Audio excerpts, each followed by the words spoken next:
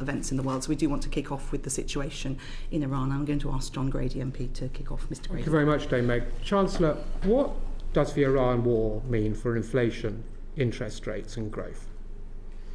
Well, first of all, thank you very much, Dame Meg, for inviting me back after the spring forecast to give evidence. And yes, even when I delivered my spring forecast last Tuesday, it was obvious that there was disruptions to markets and prices.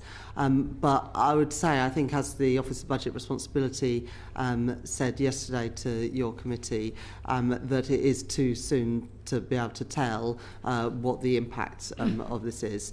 As a government and in my role as Chancellor, we are working hard to de-escalate the conflict, because the best chance of having a minimal economic impact is to de-escalate the conflict and to see vessels moving again through the Strait of Hormuz.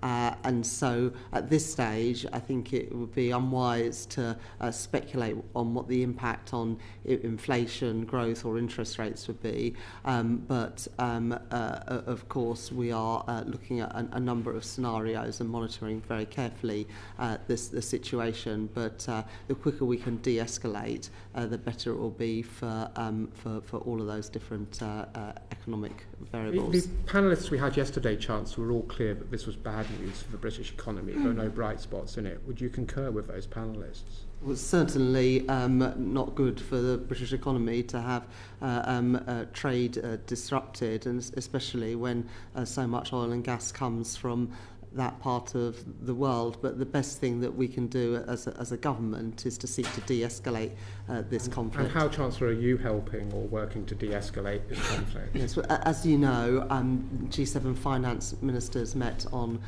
Monday, G7 energy ministers met yesterday, and today leaders will meet. At the meeting that I attended on Monday, we had the head of the International Energy Agency at the meeting. They are consulting with members right now on the release of oil reserves, strategic oil reserves. I've been very clear that the UK is willing to play its part in using those reserves to put downward pressure on oil prices and ensure that supply remains strong. So that's one of the ways in which we are responding, but also working, for example, with Lloyd's of London. I met the chair, Charles Roxburgh, on Monday, and also working with the US administration on and other key allies in trying to reopen the Strait of Hormuz and making sure that vessels feel confident to travel through it, and that insurance products are available at the right prices. At the moment, the issue is not so much insurance products, but the safety of captains and crews of those vessels. But we're working closely with both our allies in the Gulf and in the G7, and also with the insurance industry to ensure that as quickly as possible we can get those movements going again. Are you clear about what would make traffic up the Strait of Hormuz insurable again? Because yesterday there was quite a bit of confusion about whether or not tankers had or had not been escorted up the Strait of Hormuz by the US Army. Well, what will make it possible is a de-escalation of the conflict and security for vessels passing through. I'm very clear about that, and working closely with Gulf allies and also G7 allies to try and facilitate that. And on de-escalation, obviously you're having discussions with G7 finance ministers. Would I have it right that actually there's a limited amount that finance ministers can do to de-escalate, and it sits with the Foreign Office and the Prime Minister? Just picking away at what the Treasury can actually do to help de-escalate this conflict? Well, my primary role in all of this is to monitor and respond to the economic impacts, but of course working closely with my US counterpart, Treasury Secretary Scott Bessent, and my European counterparts. We also have a role to play in ensuring, for example, that our defensive actions in the Middle East to defend our allies are properly funded, and as I said in the chamber, on Monday, we've given the MOD access to the Special Reserve to be able to fund all additional deployments in the Middle East. That is part of my role, and of course, funding anything to ensure that vessels can flow more freely on the Strait of Hormuz, as well as advising on the release of strategic oil reserves. There are two protagonists in this conflict, or three protagonists. One is the US and one is Iran. In the meetings with Scott Bessent that finance ministers have held, has it been made clear that the UK's position is that the US should return to the negotiating table and seek to de-escalate this conflict? Yes, absolutely. Just a question then, moving on to the state of the public finances. We have very high debt to GDP. There's already discussion about schemes to assist businesses and consumers with bills. But given our high debt to GDP, do we have the fiscal room to carry out something akin to what happened after Ukraine, which cost between 50 and 80 billion pounds? We will always make sure that we do everything we can to protect consumers, but also to ensure our national security as an economy. We are in a stronger position than when I became Chancellor to respond to shocks like these, and we are in a stronger position in many ways than when Russia illegally invaded Ukraine. So inflation is on a downward path at the moment and is at a lower level than when Russia invaded Ukraine. In the spring forecast just over a week ago, the Office of Budget Responsibility confirmed that debt will be lower in every year of the forecast compared to the November forecast, and that we were meeting the fiscal rules both a year early, but also with additional headroom compared with the November forecasts. In addition, interest rates have come down 6 times over the last year, and the costs of government borrowing.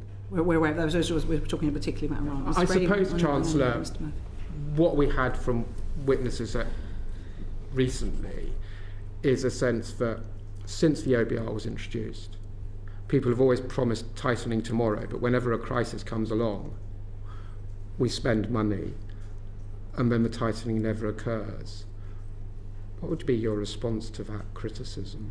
Well, if you look at the deficit for this year, it is going to come in at 4.2% of GDP compared to 5.3% of GDP last year. So that fiscal consolidation is taking place now, not just projected to in the future. But the Office of Budget Responsibility also forecast that deficit will fall in every year of the forecast period. I think ending at about 1.6% of GDP in the final year, and it is the first time since I think 2019 that the deficit has been lower than 5%, and that's because of the actions that we took in my first 2 budgets, and it also reflects in this forecast lower costs of servicing that debt than in the autumn, and that reflects the stability that I've returned to the economy, which means that we are in a stronger position than we otherwise would have been to respond to a crisis like this. I'd just also say that the Office of Budget Responsibility, when they gave evidence to this committee yesterday, were clear that fiscal rules are medium-term rules. Now, our rules is that you the stability rule to pay for day-to-day spending through tax receipts and get debt down as a share of GDP in the moving to the 3rd year of the forecast, and that does, of course, as the OBR said yesterday, give scope for interventions in the short term. But I would also just say this: we are also in a stronger position in terms of the energy market than we were in 2022. In, I think, 2021, 90% of the time, energy prices depended on the marginal gas price. That's fallen by about a third since then. And the electricity that we buy using contracts for difference has also increased, I think, by 17%. And so the movements in global oil and gas prices have less of an effect, although still a big effect, on the prices paid for consumers for energy today than it was 5 years ago. And that shows the importance of moving away from volatile fossil fuel prices through investing in clean homegrown energy, so we are less reliant on those very volatile international markets and the vagaries of international events around the world. Okay, and you mentioned on Monday that you're in regular contact with the Bank of England, and people coming to this committee do express concern about private markets and so on. Do you have any concerns about firm level or system level financial stability with all the volatility we're seeing in the different markets? We monitor that closely, but markets are functioning in an orderly way at the moment. But obviously I'm in close contact with the Governor of the Bank of England and other MPC members and officials there.